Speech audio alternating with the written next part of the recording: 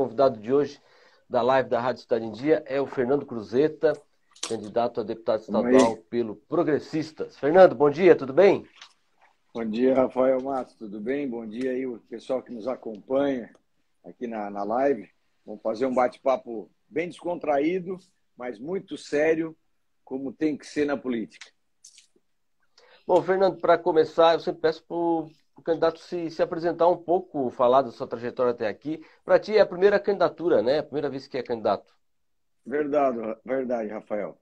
Meu nome é Fernando Cruzeta, sou natural de Orleans, tenho 44 anos, cursei técnico em contabilidade em escola pública também em Orleans, fiz direito na Unisul, sempre trabalhei muito, né, na área, sou filho de agricultor e motorista, né, e a minha mãe professora.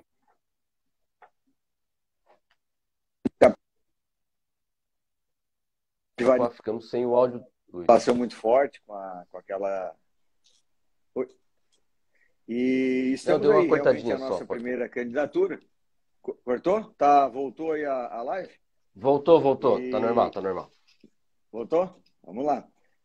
E realmente a nossa primeira investida numa candidatura, mas nós sempre tivemos muita participação na vida política, né? Com a política não só da nossa cidade, mas com a região também, apoiando vários candidatos, diversos candidatos, sempre do nosso partido. Então, e aí apareceu a oportunidade, a gente colocou o nome à disposição e assim a gente está trilhando e caminhando aí com bastante entusiasmo, com muita dedicação, né? Porque precisamos que a política seja feita dessa forma, com muita seriedade, muita dedicação. Tenho passado nos municípios aqui da nossa região, né, em todos os municípios aqui da nossa região sul, da nossa macro-região sul, eu já tive a oportunidade de passar. E não só aqui. Passei em mais de 185 municípios do estado de Santa Catarina. Cortei o estado de norte a sul, de leste a oeste. São 42 mil quilômetros rodados, então a gente está adquirindo uma experiência bastante grande, sabe, Rafael? E isso tem sido muito gratificante. A gente acaba que uma das partes, né, da política que tem que ser valorizada é o conhecimento, né? O conhecimento principalmente o conhecimento com as pessoas. E isso a gente acaba ganhando muita experiência. Bom, Fernando, você entra numa campanha, se faz um planejamento de algumas propostas, né? São Com várias, certeza. tem que elencar algumas. Aqui não vai dar tempo de a gente falar de todas, mas o que tu considera uma das principais pautas aí que você tem conversado com o eleitor nessa campanha? A gente tem na nossa plataforma, né, Rafael, não é porque é a nossa primeira candidatura que a gente entra cru, né, e sem nenhum tipo de conhecimento e sem nenhum tipo de planejamento. Nós temos na nossa coordenação de campanha 4 ex-prefeitos que fizeram um ótimo trabalho aqui na nossa região, né, que é o Nardo Nese, ex-prefeito de Gravatal, Valmir Brat, ex-prefeito de Orleans, Oswaldo Cruzeta, ex-prefeito de Orleans também, e Gelson Luiz Padilha, que foi ex-prefeito aqui em Orleans, secretário regional de Braço Norte, né, e teve algumas candidaturas aí a deputado estadual. Então a gente está com uma base muito firme, muito boa, para que a gente possa trabalhar. E a gente elencou, né, por conta de vários conhecimentos que a gente e vários estudos que a gente fez. A saúde é prioridade, até porque se a gente não tem saúde, a gente não consegue se fazer nada. Então a gente elencou como base, a primeira situação é a saúde. E a saúde, a gente precisa fazer com que os recursos cheguem no interior. Então, a interiorização do recurso vai ser uma meta de trabalho na nossa plataforma. Vamos trabalhar muito fortemente na Alesc, propondo projetos de lei que tragam essa interiorização do recurso para que o recurso chegue nos hospitais menores para a execução das pequenas e médias complexidades ali, né, tanto de consulta, exames, cirurgias, para que se possa desafogar, né, os centros maiores e assim proporcionar uma maior qualidade, né, e comodidade para o cidadão. Mas não só na saúde, a gente precisa fomentar, né, a geração de renda. A geração de renda é a qualificação de profissionais. Hoje a gente vê, nós temos essa particularidade porque nós temos uma empresa que fica localizada num distrito rural, né, então a gente precisa de ter uma mão de obra qualificada, né? E a mão de obra qualificada ela vai acabar proporcionando a geração de renda.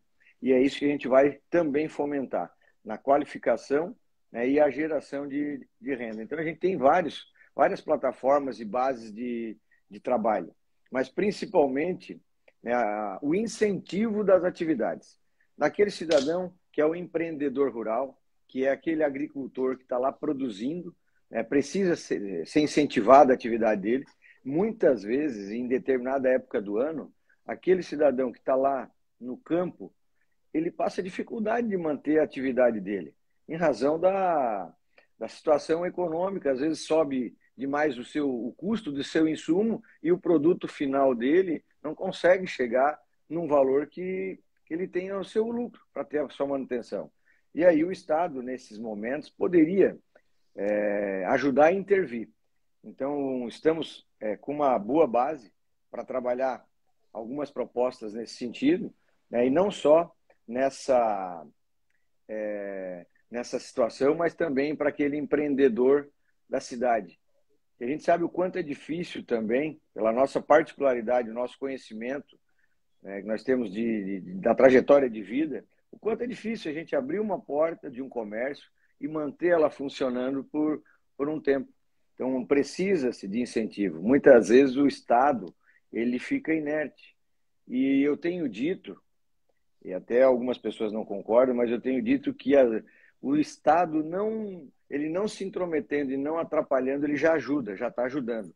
Então, a gente precisa dessa sensibilidade de políticos que tenham passado uma trajetória de trabalho, uma trajetória de muito esforço, para que tenha essa sensibilidade e traga esse benefício, né, pelo menos para se tentar fazer. Eu, como numa primeira candidatura, eu sei que eu não vou ser o salvador da pátria para estar ali fazendo 1001 situações, mas a gente não tem feito nenhuma promessa, Rafael.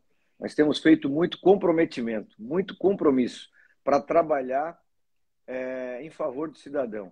E no mínimo que a gente tem que fazer é atender as pessoas, ouvir e atender, e estar ali à disposição para tentar resolver e para tentar melhorar a vida das pessoas. E é assim que eu tenho me comprometido, por onde eu tenho passado, por onde eu tenho trilhado, eu tenho aprendido muito, e é assim que eu quero trabalhar na Alesc após a eleição, aí, após o dia 2 de outubro. Com certeza vamos ter êxito, porque o trabalho está muito... nós temos muito foco e estamos contentes com toda a trajetória que a gente tem feito. Ô, Fernando, dois pontos aí da sua fala. Primeiro que nessa questão de saúde, né, a gente vê realmente que é uma pauta prioritária, mas a gente vê ao longo dos anos sempre essa situação ainda não sendo resolvida, ou então a gente vê um anúncio de uma série de investimentos que não resolvem o problema porque as pessoas continuam se queixando, né? Nesse ponto, o que tu tem visto nessas visitas? Porque eu acho que também, além de levar a conversa, você ouve muita coisa do eleitor, né? Com certeza. O que acontece, Rafael? A gente percebe, tem percebido, por isso que essas visitas que eu tenho feito, elas são importantes. Eu julgo elas importantes. Porque o que a gente vê são projetos que são feitos, só que o recurso, o efetivo recurso não chega no interior do estado, não chega muitas vezes aonde ele deve chegar, que são nos hospitais que já estão funcionando, já estão trabalhando, e a gente vê essa massa de hospitais menores com muita dificuldade de se manter. Só que mesmo com toda a dificuldade que esses hospitais menores têm de se manter, das cidades pequenas, como é Orleans, como é Braço do Norte, como é de Uruçanga, né? Então a gente vê, né, esses hospitais passando dificuldade de se manter, mas mesmo assim eles mantêm os atendimentos. Então a gente vê que o recurso não chega no seu fim. Então, por isso que eu defendo muito a interiorização e a aplicação do recurso, de uma forma ordenada, de uma forma programada, para que se tenha, assim, aquele enxugamento das filas. Porque se um determinado município tem lá uma quantidade represada de consultas, por que não investir maciçamente o recurso para zerar aquela fila? Por que não zerar as filas de cirurgias, as filas de consultas, as filas de exames? Para isso tem que se ter recurso. fazer contratação, parceria público-privada para que se zere essa demanda. Né? E o incentivo para os municípios menores, que eu tenho falado, tenho brigado muito, e a interiorização dos recursos, é realmente fazer o equipamento, equipar os municípios, os hospitais menores para dar o atendimento.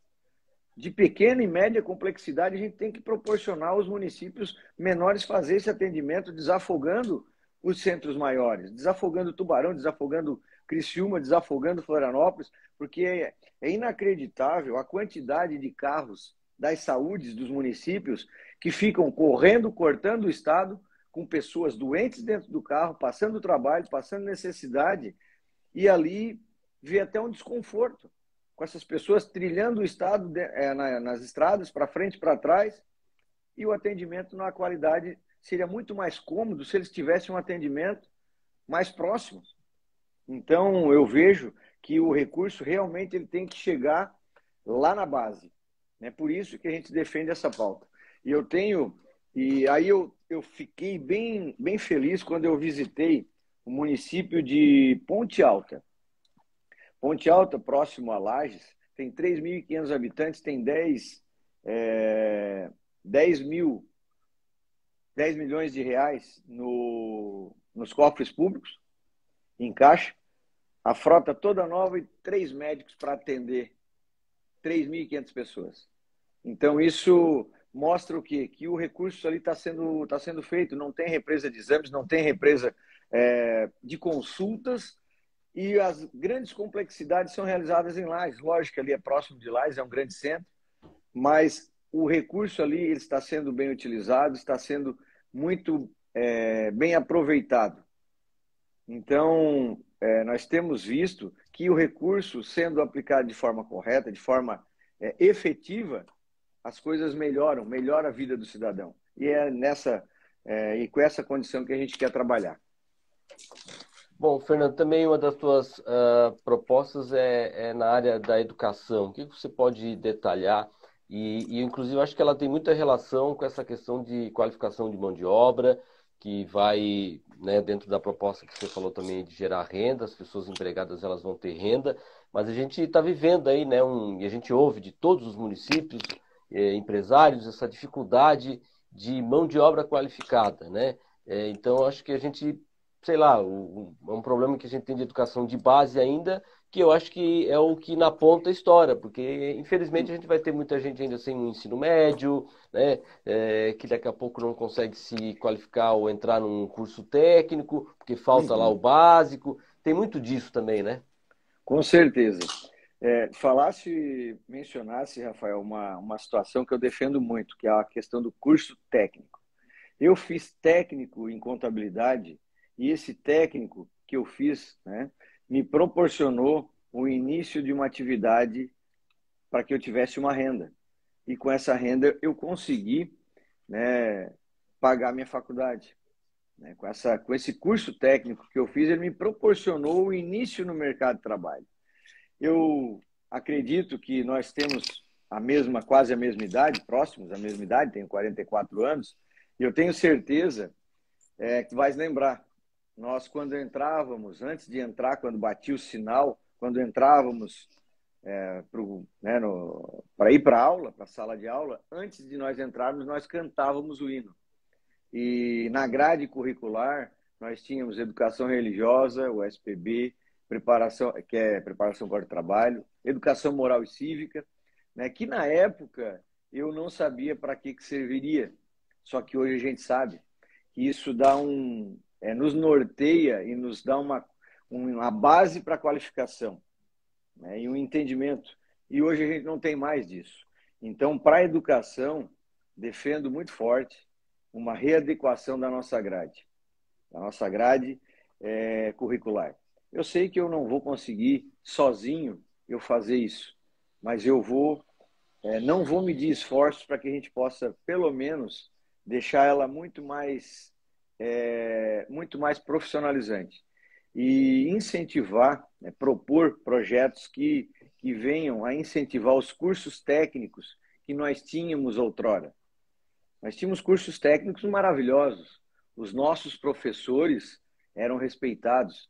Eu lembro que os professores que nós tínhamos na época, nós tínhamos admiração pelos professores. Hoje o nosso aluno é colocado, é discutida essa admiração que os alunos têm pelos professores. Hoje existe até um desrespeito. Então, precisamos que o professor seja valorizado. Ele tem que receber bem, ele tem que ter um salário digno, mas ele também tem que ter ele tem que proporcionar qualificação para esse profissional. E muitas vezes ele não se qualifica, até pelo fato da necessidade, que ele não está sendo tão valorizado e ele acaba perdendo o estímulo.